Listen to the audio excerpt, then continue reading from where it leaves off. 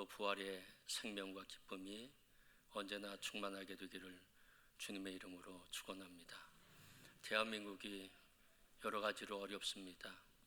안팎으로 어렵습니다. 위에서 기도해 주시고요. 다시 대한민국이 정말 좋은 나라, 하나님이 통치하시는 나라가 될 수 있도록 여러분께서 끊임없이 기도해 주시기를 바랍니다. 오늘 본문 말씀은 이사야서이고요. 이사야라고 하는 선지자는 남왕국 유다의 예언자였습니다. BC 739년서부터 BC 680년까지 약 60년 동안 예언 활동을 했던 선지자입니다. 이분이 예언 활동을 할 때는 정치적 격변기였고요. 또 많은 전쟁이 있어서 힘든 시대에 이사야는 하나님의 부르심을 받아 하나님의 말씀을 백성들에게 선포하는 역할을 했습니다. 지도를 보면 알듯이 지금 아수르라고 하는 거대한 나라가 바로 동북쪽에 있습니다. 애굽이라고 하는 나라 저 남쪽에 있습니다. 또 동쪽에 바벨론이라고 하는 나라가 형성되고 있습니다. 지금 아수르라고 하는 나라는 애굽까지 넘보고 있거든요. 그럼 반드시 이스라엘과 유다를 침공해서 점령해야 애굽까지 내려갈 수 있습니다. 애굽이라고 한 나라는 또 남왕국 유다, 북왕국 이스라엘 그 나라를 삼켜야지만 세력을 점점 넓혀갈 수 있습니다. 이런 지정학적 위치 속에서 언제나 전쟁이 끊이지 않았던, 특별히 이사야 선지자가 활동했던 시대는 전쟁이 참 많았던 그런 시대였습니다. 이사야가 하나님 만나는 하나님 임재를 경험했던 BC 739년에는 아수르라고 한 나라가 북왕국 이스라엘을 침공하게 됩니다. 그뿐만 아니라 BC 733년에는 북왕국 이스라엘이 남왕국 유다를 공격합니다. 형제 나라끼리 전쟁하게 됐고요. 남과 북의 전쟁이 일어났습니다. BC 722년에는 아수르에 의해서 형제 나라 북왕국이 완전히 멸망하게 됩니다. BC 701년에는 아수르가 남왕국 유다를 침공하게 되고요. BC 699년에 제2차 침공이 있었다는 것입니다. 이사야 선지자는 이렇게 형제 나라끼리 전쟁하는 와중 속에 예언 활동을 하고 있었고요. 아수르라고 하는 나라, 거대한 나라가 북왕국 이스라엘을 멸망시키고 남왕국 유다를 침공하는 그 고통의 시절 속에서 예언의 활동을 했던 분이 바로 이사야입니다. 나라가 이렇게 어려운데요. 특별히 남왕국 유다는 하나님 백성의 정체성을 지켜야 하는데 하나님 백성의 정체성을 지키지 못하고 하나님을 배신합니다. 우리가 잘 아는 우상 숭배, 사회적 타락이 극에 달하게 됩니다. 바알 섬기게 되고요. 아세라, 몰록, 그모스 같은 수많은 우상을 섬기면서 거룩한 삶을 포기하고 결국 멸망의 길로 치닫게 됩니다. 이것이 남왕국 유다의 현실이었고요. 이 남왕국 유다를 바라보고 있었던 하나님의 외침, 절규가 있었습니다. 그 한마디는 슬프다 하는 겁니다.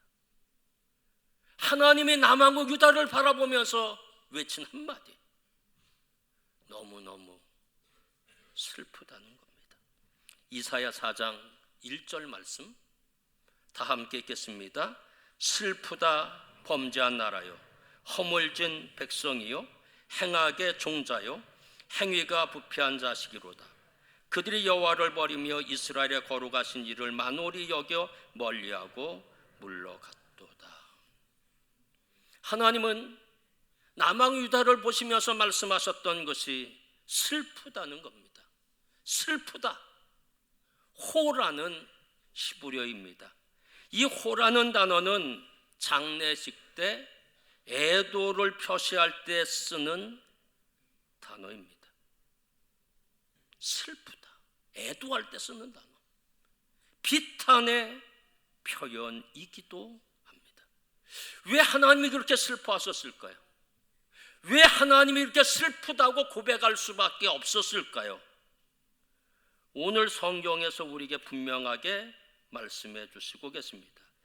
이사야 1장 4절 말씀 보면 이렇게 말씀하고 계시죠. 여호와를 버리며 이스라엘의 거룩하신 이를 만홀히 여겨 멀리하고 물러갔도다. 멀리하고 물러갔도다. 나조루 아호르라는 단어인데, 아호르라는 단어는 뒤쪽 뒤편이라는 뜻을 갖고 있습니다. 나조루 아호르 그러면 뒤쪽으로 가버렸다, 뒤돌아섰다는 겁니다. 뒤돌아선 것으로 그치지 않고 벌써 떠나버렸다는 것입니다. 하나님을 등지고 우상 숭배로 방향을 선언해서 그들은 하나님을 떠났다고 하는 겁니다. 이사야가 활동했던 시대, 그 당시 왕은 아하스라고 하는 왕이었는데요, 우상 숭배가 대단히 극심했습니다. 이 아하스 왕 때의 기록이 역대하 28장 2절과 4절, 2절부터 4절에 있습니다. 다 함께 읽겠습니다. 바알들의 우상을 부어 만들고 또 신놈의 아들 골짜기에서 분향하고 이방 사람들의 가정한 일을 본받아 그의 자녀들을 불사르고 또 산당과 작은 산 위와 모든 푸른 나무 아래에서 제사를 드리며 분향하니라. 모세나 여호수아나 선지자들이 외친 이야기는 뭡니까? 가나안 땅에 들어가면 절대로 우상 숭배해서는 안 된다는 겁니다. 그들이 섬겼던 신을 섬겨서는 안 된다고 누누이 그들에게 가르쳤습니다. 그러나 그들은 가나안 땅의 신을 섬기죠. 바알 신은 어떤 신인가요? 그들이 생각하는 것은 폭풍과 바람의 신입니다.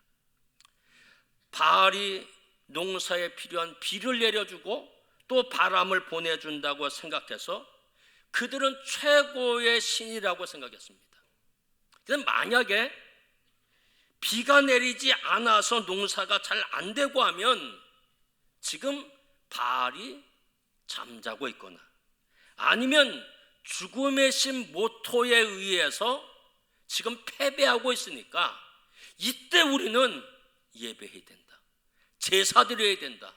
그래서 너무너무 이 농사가 되지 아니할 때는 바알 신에게 더 가까이 나가서 예배하고 제사 드리게 되었다는 겁니다.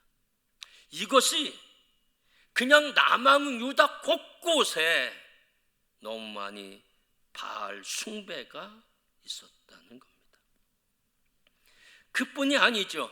성경 말씀, 그 말씀 보면 역대하 28장 2절에 4절 말씀 보면 이방 사람들의 가정한 일을 본받아 그의 자녀들을 불사르고 자녀까지 우상의 제물로 바치는 일까지 있게 됐다는 겁니다. 인신제사는요, 암몬 족속들이 그들의 신 몰렉에게 바쳤던 그런 방법이거든요. 저 몰렉이라고 한 신이거든요. 얼마나 끔찍하게 생겼어요. 두 손을 이렇게 하고 있잖아요. 누구를 바쳐야 합니까? 사람을 바쳐야 합니다. 인신제사를 불태워서, 아기를 불태워서 드려야 했다는 겁니다. 왜냐하면 이 신의 극렬한 분노를 가라앉히기 위해서는 소나 양 갖고는 안 된다는 겁니다. 이 몰렉이라고 하는 신은 동물 제사로 만족하지 않습니다. 사람을 드려야 되는 거예요. 누군가가 드리지 않으면 안 되었다는 겁니다. 몰렉에게 제사할 때는 이렇게 자기 아들, 자기 딸을 드리는 거예요. 불태워서 드리는 이런 끔찍한 일들이 우상 숭배하는 자들 가운데 있게 되었다는 겁니다. 하나님은 그걸 좋아하실까요? 절대 좋아하지 않습니다. 신명기 18장 9절서부터 11절 말씀 다 함께 읽겠습니다. 너는 그 민족들의 가증한 행위를 본받지 말 것이니 그의 아들이나 딸들 불 가운데로 지나가게 하는 자를 너희 가운데 용납하지 말라. 모세는요, 그들이 어떤 모습의 제사를 드리는지 알고 있었거든요. 불태워 자식을 드리는 그 제사를 다 알고 있었어요. 그래서 모세는 그건 가증한 것이니까 절대 그런 일 해서 안 되고 그런 사람을 용납해서도 안 된다는 겁니다. 이게 하나님의 뜻이었거든요. 가증한 케토아보트, 구역질 날 정도로 싫어하다는 겁니다. 하나님은 그것을 구역질 날 정도로 싫어했다는 겁니다. 그런데 아하스 왕 때뿐만이 아니에요. 이사야가 활동했던 므낫세 왕 때도 똑같이 인신 제사를 드리게 됩니다. 역대하 33장 6절 말씀 다 함께 읽겠습니다.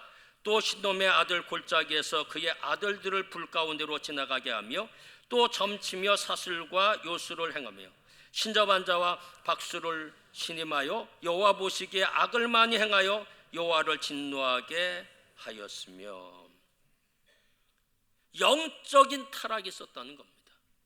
우상 숭배가 있었다는 겁니다.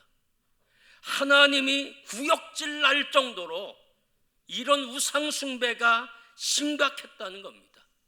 이런 타락 때문에 남왕국 유다는 국군이 점점 기울어져 가고 있었습니다.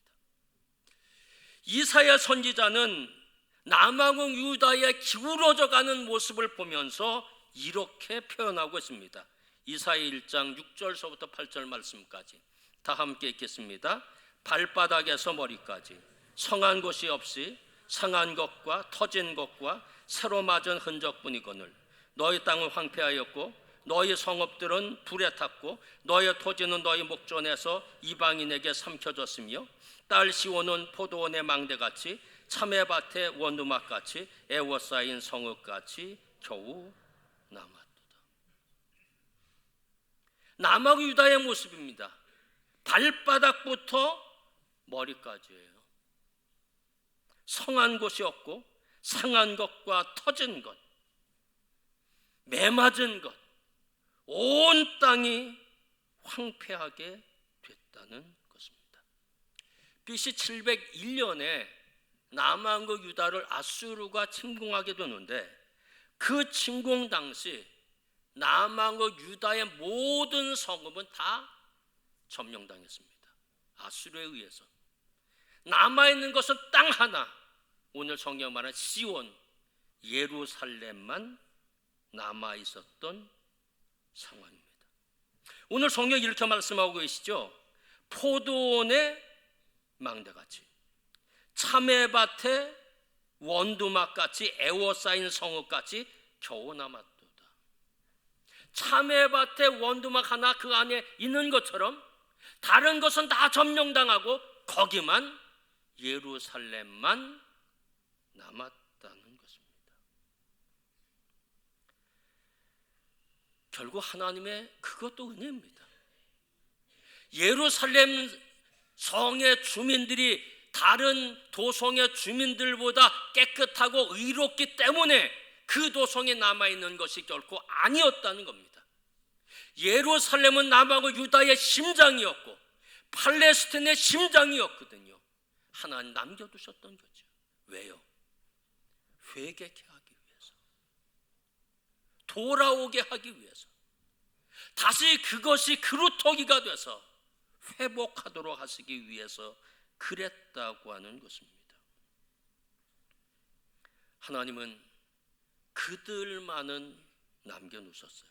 그래서 이사야는 그 은혜를 이렇게 고백하고 있죠. 이사야 1장 9절 말씀 다 함께 읽겠습니다. 만군의 여호와께서 우리를 위하여 생존자를 조금 남겨두지 아니하셨다면 우리가 소돔 같고 고모라 같았으리로다. 아멘. 나라가 영적으로 타락했어요.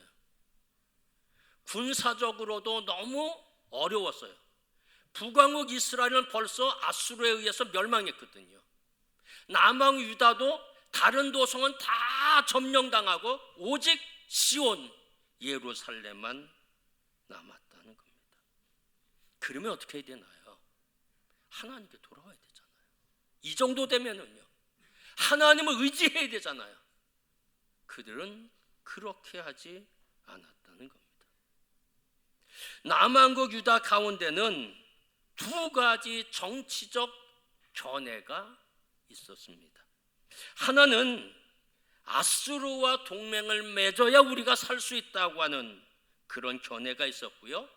또 다른 하나의 견해는 강대국인 애국과 동맹을 맺어야 난국을 풀 수 있다고 하는 견해였습니다.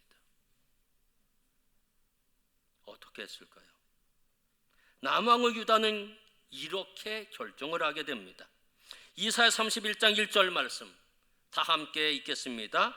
도움을 구하러 애굽으로 내려가는 자들은 화 있을진저 그들은 말을 의지하며 병거를 많음과 마병의 심히 강함을 의지하고 이스라엘의 거룩하신 이를 앙모하지 아니하며 여호와를 구하지 아니하니. 그들은 하나님을 의지하기로 결정하지 않았습니다. 아수르를 의지하기도 결정하지 않았습니다. 우리는 애굽과 동맹 맺어야 된다. 애굽을 의지해야 된다. 그래야 이 난국을 풀어갈 수 있다고 그렇게 이야기를 합니다.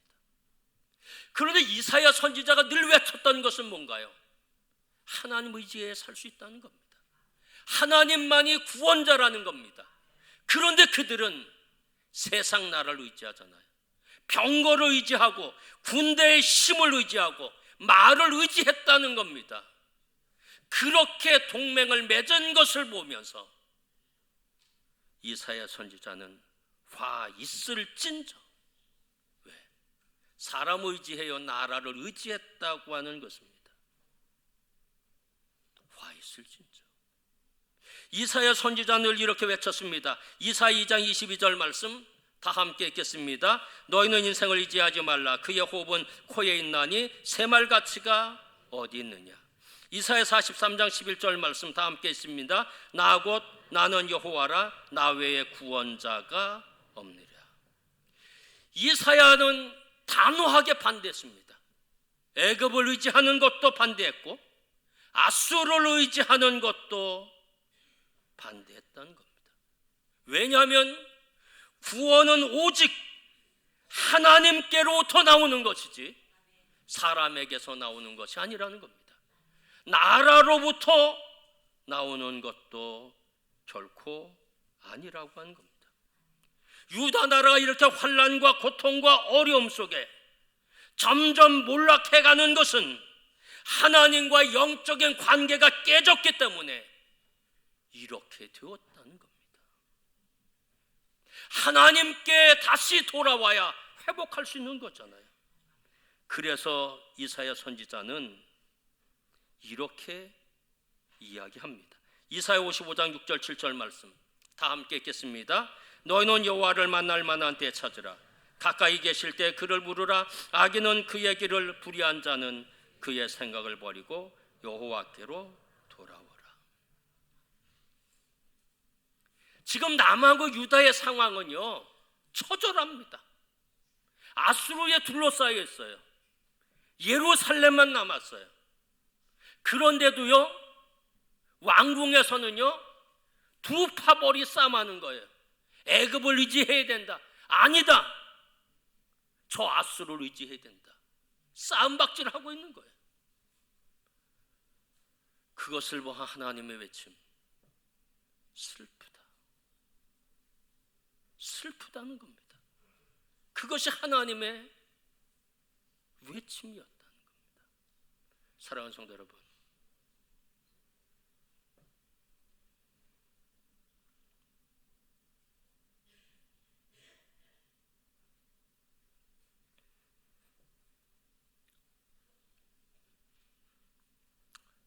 대한민국을 하나님 보셨을 때 하나님의 마음은 어떠하실까? 슬프다입니다. 슬프다. 우상 숭배가 너무 많고요. 나라가 하나 되지 못해요. 좌우로 나누어져 있습니다. 미국에 의존해야 된다. 중국에 의존해야 된다. 하나님은 안중에도 없어요.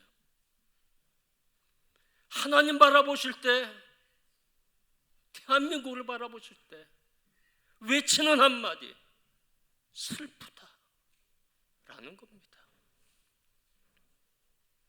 그러면 대한민국의 교회를 바라봤을 때 하나님은 기쁘다 그러시겠습니까? 천만의 말씀이에요. 슬프다. 조건주의.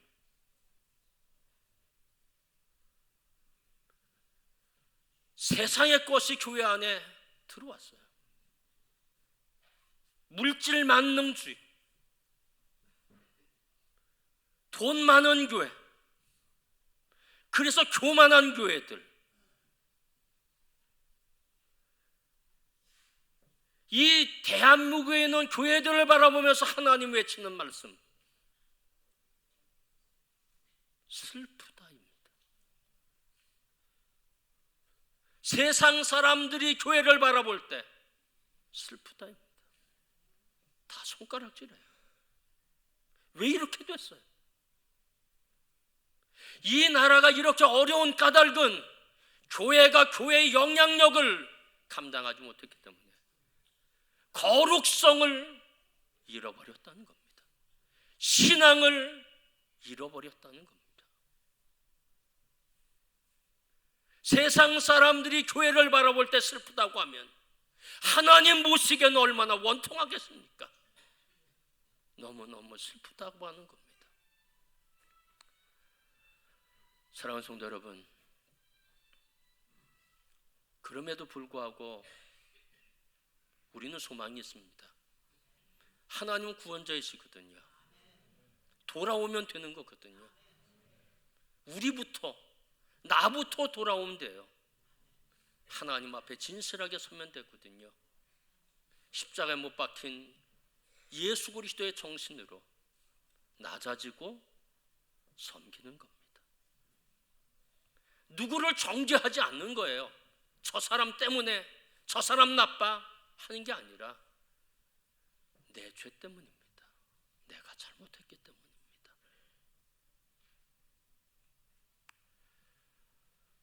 하나님의 유다 나라를 바라보면서 너무너무 슬프다. 대한민국을 바라보면서 너무너무 슬프다. 하나님의 마음을 기억하십시다. 그 하나님의 마음을 알면 내가 어떻게 해야 하는지 대답이 나오게 될 겁니다. 참 우리나라가 어려워요. 지금 북한이 핵 쏘아대죠. 미사일 쏘아대죠. 미국은 FTA로 우리를 어렵게 하죠. 중국은 사드 문제, 일본은 소녀상 문제. 강대국에 둘러싸이는 처량한 나라가 되어버리고 말았습니다. 구원은 오직 하나님께로부터.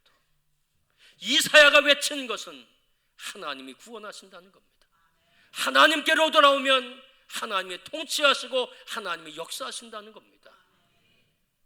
사랑하는 성도 여러분, 이제 더 하나님 앞에 기도하시고요, 대한민국이 바른 나라가 되도록, 무엇보다 대한민국에 있는 교회들이 정말 교회가 되도록, 겸손하고 낮아진 교회가 되도록 여러분께서 기도하셔야 합니다. 하나님 은혜가 대한민국, 또 대한민국에 있는 교회들 가운데 있게 되기를 주님의 이름으로 축원합니다. 기도하겠습니다.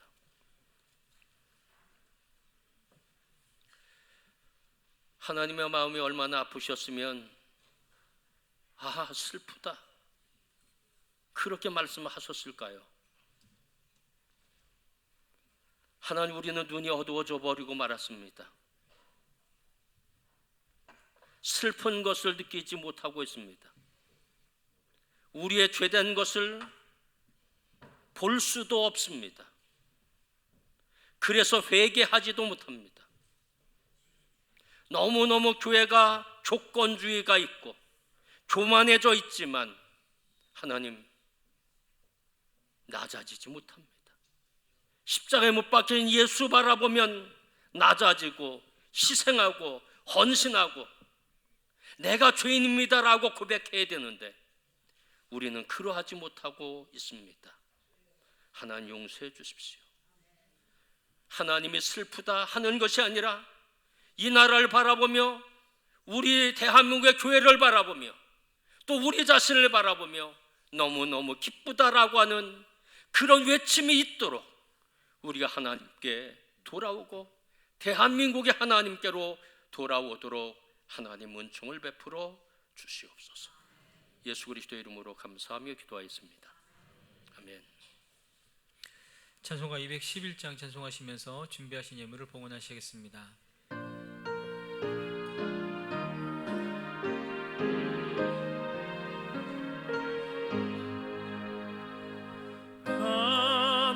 비싼